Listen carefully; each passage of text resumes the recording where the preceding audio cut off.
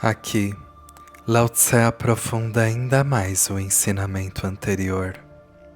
Antes, ele falou em estimar o mundo como a si mesmo.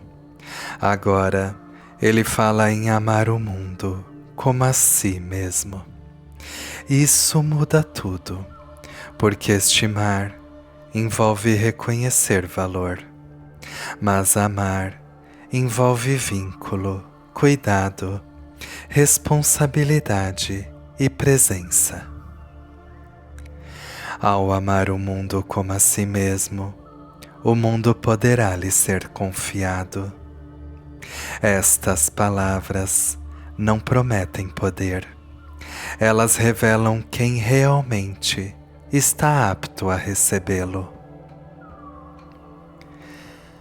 Venha, sente-se em silêncio por um instante e observe a diferença entre governar algo que você possui e cuidar de algo que você ama.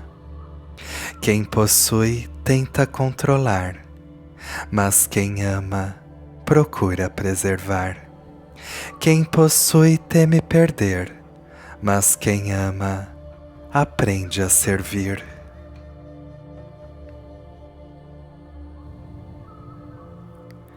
O mundo comum entrega poder a quem demonstra força, inteligência, ambição ou capacidade de comando.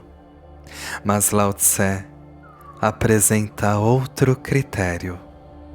O mundo só deveria ser confiado a quem ama, como ama a própria vida. E por quê?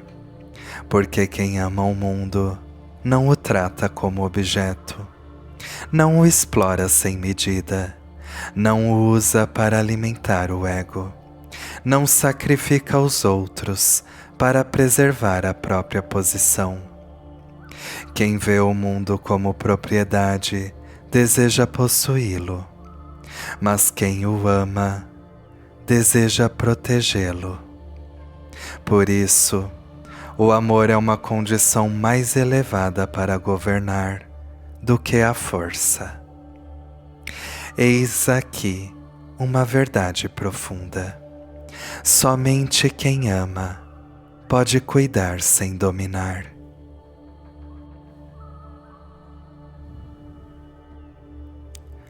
Amar o mundo como a si mesmo.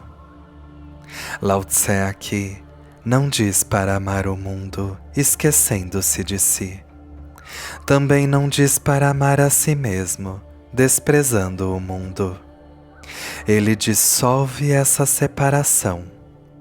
O cuidado correto consigo e o cuidado correto com o mundo pertencem ao mesmo movimento. Se você ama verdadeiramente a si mesmo, não deseja viver num mundo destruído, hostil ou injusto. Se ama verdadeiramente o mundo, não precisa destruir a si mesmo para servi-lo. O caminho não pede sacrifício cego, pede integração.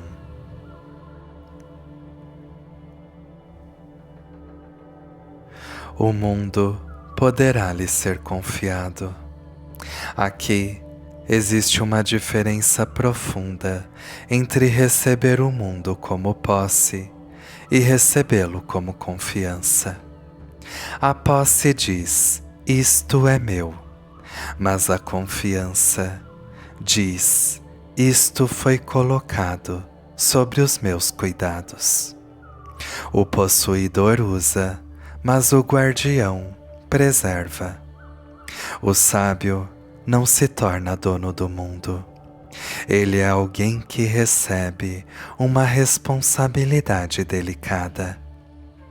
Assim como alguém segura nas mãos algo vivo sem apertar demais.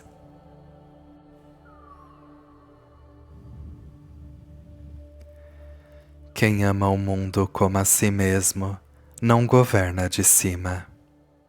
Ele sente a dor do povo como a sua própria. Reconhece a fome alheia como desordem do todo. Vê a destruição da terra como ferida no próprio corpo. A distância gera crueldade, mas a unidade gera cuidado. O governante comum pergunta: como mantenho meu poder? Mas o sábio faz outra pergunta: como preservo a vida? E é por isso que o mundo pode ser confiado a ele.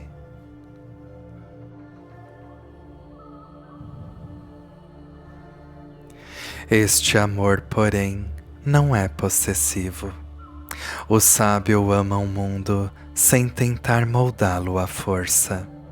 Ele protege sem sufocar, orienta sem dominar, serve sem exigir gratidão.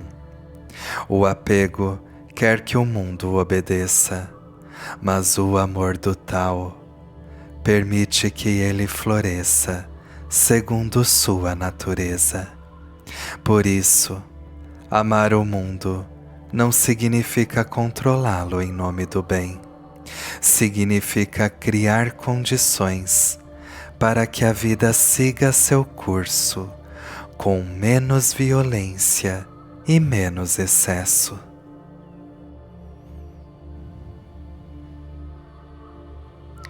O homem comum diz que ama o mundo, mas geralmente ama apenas a parte que lhe agrada. Ama a primavera, mas rejeita o inverno. Ama o nascimento, mas teme a morte. Ama o encontro, mas amaldiçoa a despedida. Ama a saúde, mas considera a fragilidade uma injustiça. Ama a ordem, mas não suporta o mistério.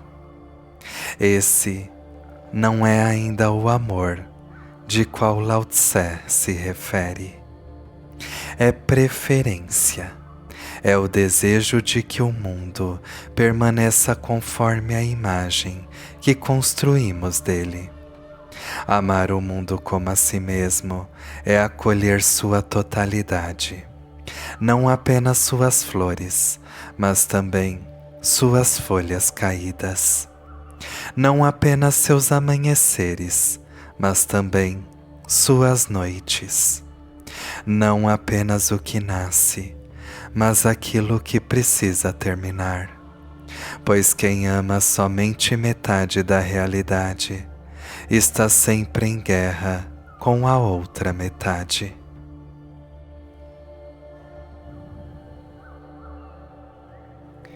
Existe algo desconcertante neste verso. Aquilo que realmente amamos, frequentemente tentamos conservar. Queremos que permaneça igual. Queremos impedir sua transformação. Queremos protegê-lo até mesmo do tempo. Mas o mundo não pode ser amado dessa maneira, porque a natureza do mundo é mudar. Tudo aquilo que surge já começou a desaparecer. Tudo aquilo que floresce já caminha para o retorno. Tudo aquilo que recebemos um dia será deixado. Por isso, amar o mundo como a si mesmo exige uma forma de amor que o ego quase não compreende. Amar sem exigir que aquilo que é amado permaneça.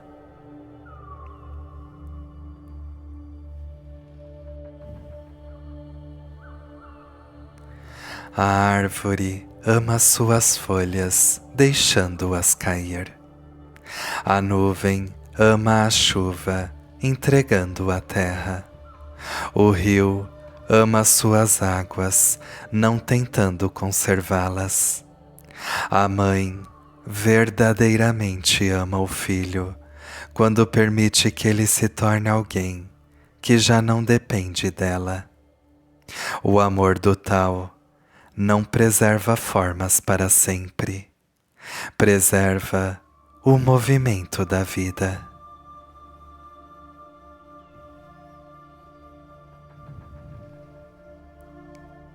Aqui surge um paradoxo oculto.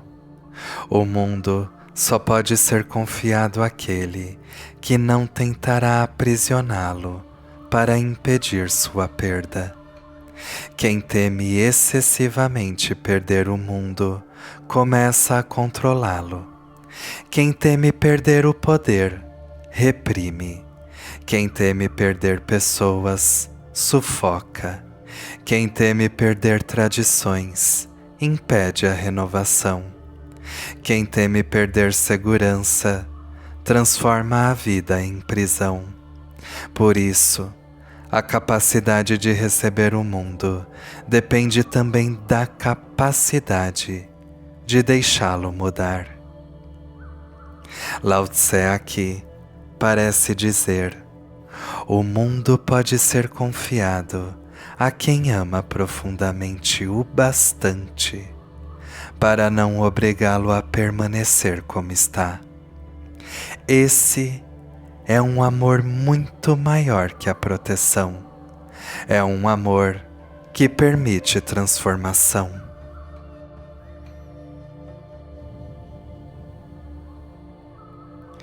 O homem ama facilmente aquilo que conhece.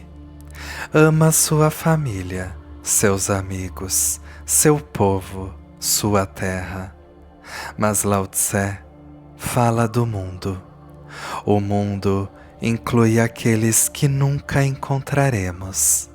Inclui pessoas que nascerão depois da nossa morte. Inclui animais que jamais veremos. Inclui florestas distantes. Inclui povos cujos costumes não compreendemos. Inclui até aqueles que não nos amam. Portanto, amar o mundo não é apenas sentir afeição, é agir em favor de uma vida cuja maior parte permanecerá anônima para nós. É plantar uma árvore sob cuja sombra jamais descansaremos. É preservar uma nascente cuja água nunca beberemos. É evitar uma crueldade, mesmo quando ninguém saberá que poderíamos cometê-la. Aqui, o amor deixa de ser sentimental e torna-se uma participação silenciosa da continuidade da vida.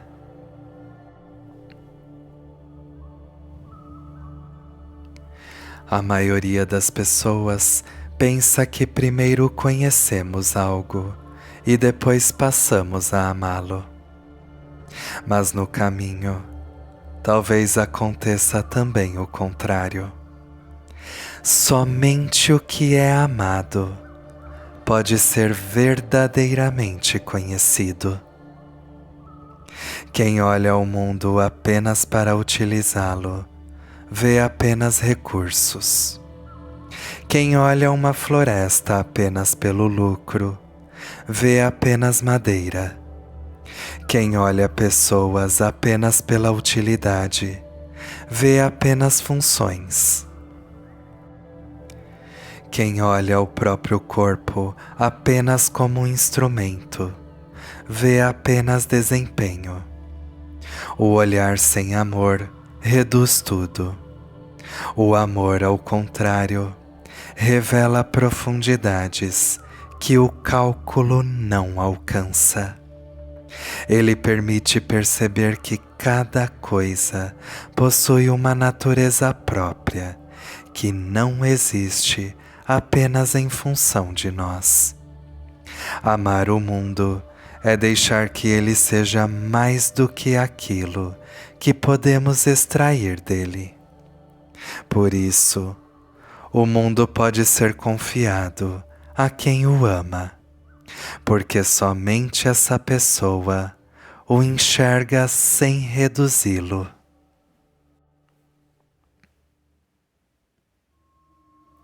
Há também uma advertência silenciosa nesses versos.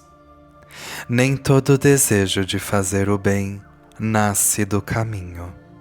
Muitas vezes a pessoa diz amar o mundo, mas na verdade ama a própria ideia de um mundo correto.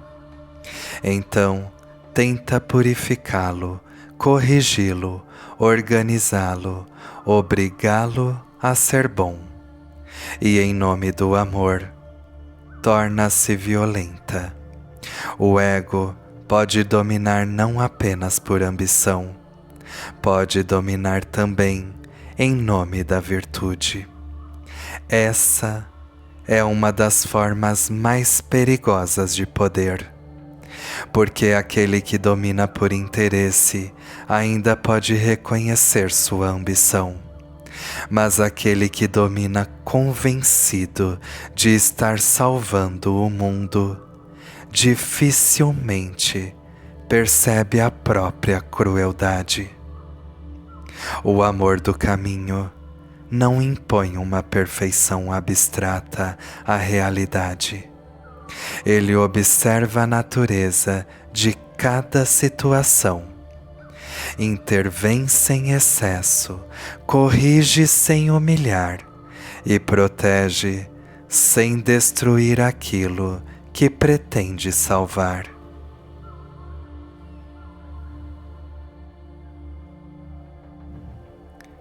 Observe o mundo como um corpo maior.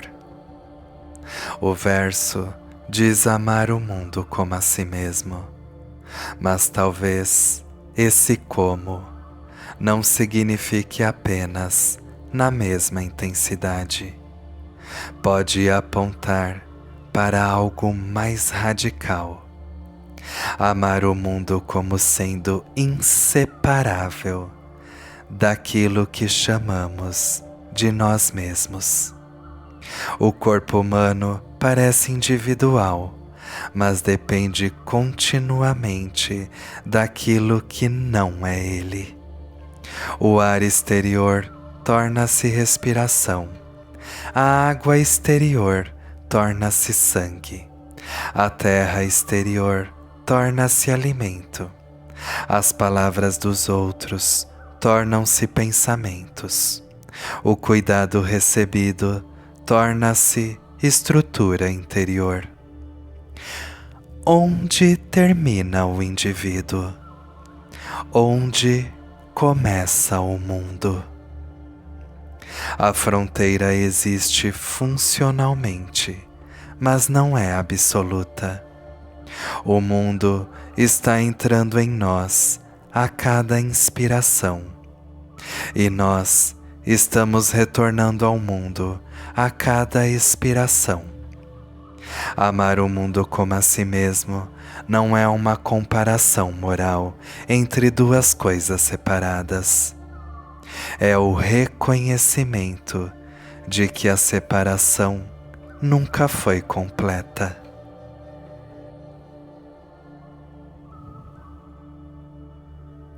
Agora chegamos à camada mais profunda do verso. Enquanto alguém ainda diz "eu amo o mundo", ainda existem dois: o amante e aquilo que é amado, o sujeito e o objeto, o eu e o mundo. Mas no amor mais profundo, essa divisão começa a enfraquecer. Não porque o indivíduo desapareça fisicamente, mas porque deixa de viver como centro isolado da existência. Nesse ponto, já não é apenas uma pessoa cuidando do mundo, é o mundo tornando-se consciente de si naquela pessoa. É a vida reconhecendo a própria continuidade.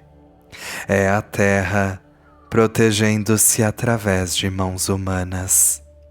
É a humanidade consolando-se a si mesma através de um coração particular. Por isso, o mundo pode lhe ser confiado, não porque essa pessoa tenha conquistado uma virtude extraordinária, mas porque nela a fronteira entre interesse próprio e o interesse do todo tornam-se transparente.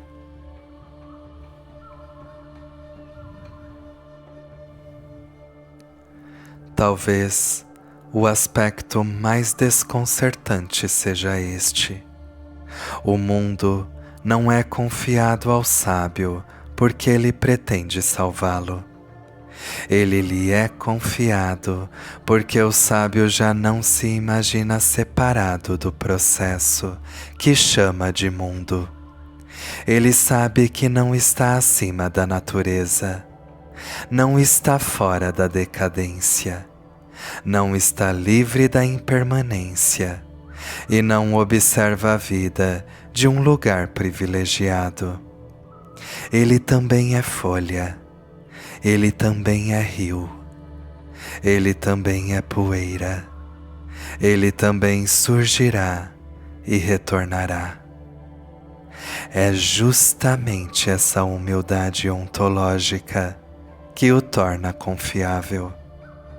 Aquele que se julga acima do mundo tentará corrigi-lo à própria imagem, mas aquele que sabe pertencer ao mundo aprenderá a escutá-lo.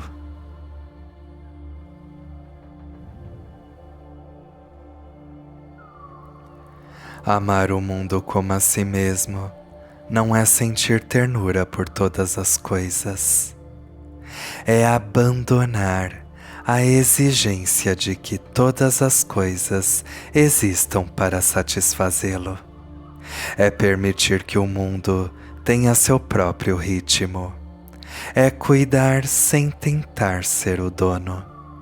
É intervir sem imaginar que é um salvador.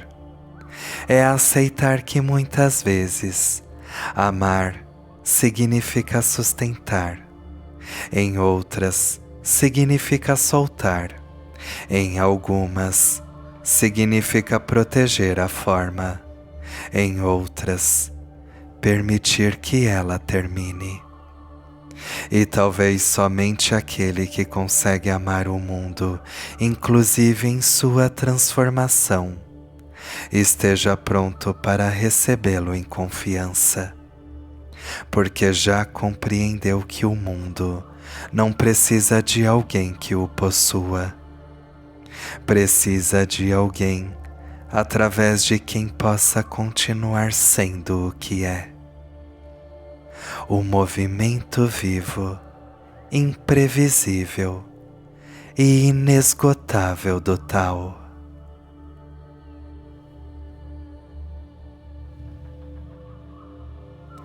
Agora, olhe para dentro. Este verso também fala do seu reino interior. Você só pode confiar a própria vida a uma parte de si que realmente a ama. Não há voz que cobra sem cessar. Não há mente que exige perfeição. Não há o ego que sacrifica saúde, paz e relações para provar valor. Quem governa a si mesmo pela dureza transforma o próprio interior em território ocupado. Amar a si mesmo no sentido do Tao é cuidar sem indulgência e corrigir sem crueldade. É ouvir o corpo, respeitar os limites, não abandonar a própria essência para receber aprovação e, ao mesmo tempo, não usar o amor próprio como justificativa para fechar-se aos outros. Quando o cuidado consigo e o cuidado com o mundo se tornam um só movimento, você começa a merecer a confiança da própria vida.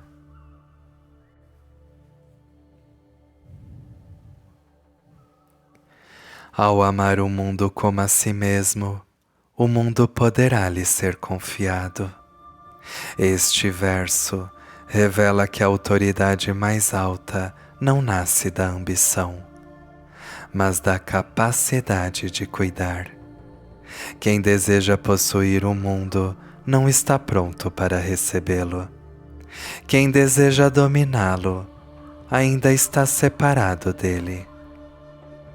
Quem o ama como a si mesmo, no entanto, já não o trata como objeto. E quem serve a vida pode tornar-se seu guardião.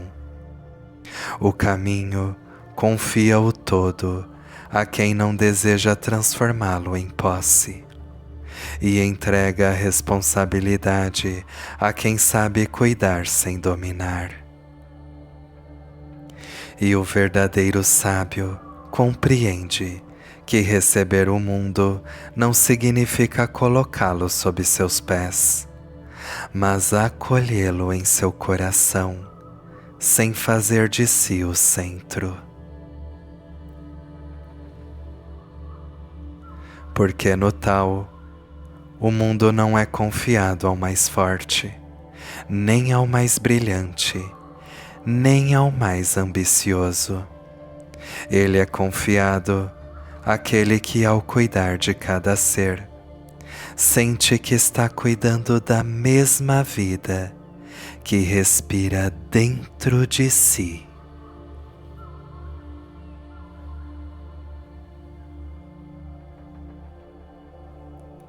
Por fim, termino este capítulo com a citação de um trecho do livro Wu Xin, A Compreensão Absoluta.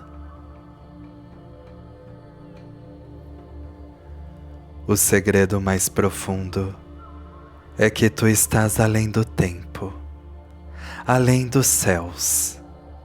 Contata cada um em 2 pontos, aqui e agora.